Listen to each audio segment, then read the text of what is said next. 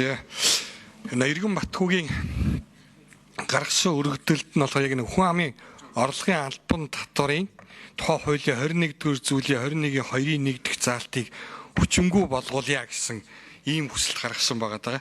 Тэгээ энэ хуулийг нь яг энэ юуг нь харахаар заалтыг нь харахаар 21-ийн 2-ын 1-ийн энэ хуулийн 17-гийн 1-ийн 1 заасан орлогын дүнд 2% татвар тавина гэсэн байгаа байхгүй. Тэгэхээр энэ 2% татвар тавих энэ заалтыг хүчингүй болгочхоор тэгвэл үл хөдлөх хөрөнгийг зардан борлуулсны орлогод хэдэн хувиар тэгвэл татвар тавих юм бэ гэдэг асуулт байна. За, товчгоо тодорхой асуулт байна. Хэлмэн дарга 6 номер асуултанд хариулъя. За, хөрөнгө борлуулсны орлогыг бол хоёр төрлөөр авдаг. За, нэгдүгээрт нь үндсэн хувь хэмжээ буюу ашигаас одоо анх худалдаж авсан үнийг нь асаад үндсэн хувь хэмжээ буюу одоо манайд 10% дотор байгаа.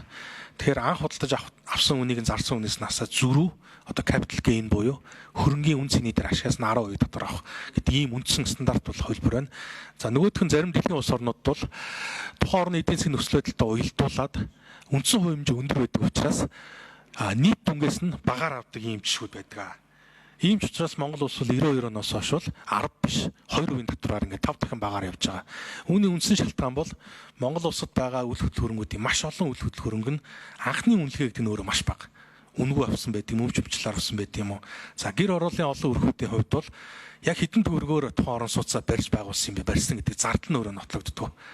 Тэгэхээр бид Монгол улсын онцлогт тааруулаад нийт дүнгээсээ үндсэн хэмжээг одоо 5 дахин бууруулсан хэмжээгээр авах энэ жишг одоо сүүлийн 33 жил хэрэгжиж явж байгаа. Энэ бас дэлхийн улс орнуудад байдаг жишг.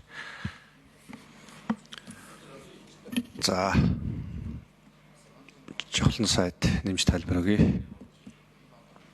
За, тийм. За, гишүүдээ нийтлэг гарч байгаа асуултанд бид мэдээлэл өгье. Тэгэхээр Монгол улс татврын бодлогоор анхны байраа авж байгаа залуучуудыг орон сууцчлуулах ийм бодлогыг дэмждэг, татврын бодлогоор дэмждэг. Тэгэхээр энэ яригдж байгаа энэ татвар маань болвол одоо байртай болоод за ямар нэг шаардлага гараад борлуулсны дараа авж байгаа орлого.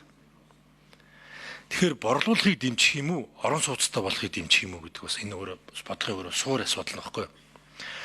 Бид нар одоо анхны орон сууцтай болоо хоёр дахь орон сууцтай болох тал дээр бид нар маш олон дэмжлэг үзүүлж байгаа татврын бодлогоор.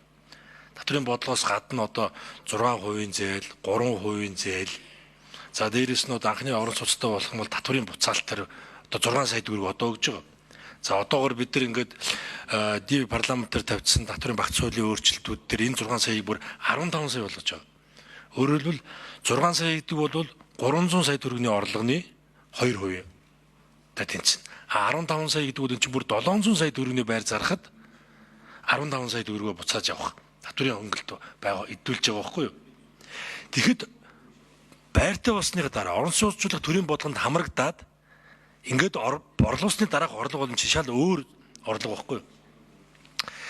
Тэгэхээр хэдүүлээ энэ хөнгөлт чөлөөл татврын бодлогынхаа энэ асуудлыг яг юунд зориулах вэ гэдгийг маш сайн харах хэрэгтэй. Юу руу онилох вэ гэдгийг. Энэ татврын асуудал маань өөрөө зөвхөн нэг татврын асуудал биш, татврын зохицуулалтын асуудал биш. Энтэй холбоотой одоо өрнгийн зах зээл дээр за бүр ингээд одоо фатвас тавьдаг, олон улсын төвшөнд тавьдаг, мөнгө угаах, терроризмын санхүүжилтийн эсрэг гэдэг манайх байсгийг л харж хасаалтанд орчиход байдаг эрсдлүүд, тэрэнд тавьж байгаа шаардлагууд гэдэг маш олон асуудлуудыг хөндөх юм байна. Тэгэхээр энэ 2% татвар бол өөрөө тийм бас бага зүйл биш. Хөнгөлттэйгээ харьцуулах юм бол энэ бага зүйл биш байгаа байхгүй юу? Бага зүйл биш нь хөнгөлттэйгээ харьцуулах юм бол бид нар энийг чи хэд дахин одоо илүү хөнгөлтүүдийг үзүүлээд явж байгаа. Яг орон сууцчлах бодлого дээр.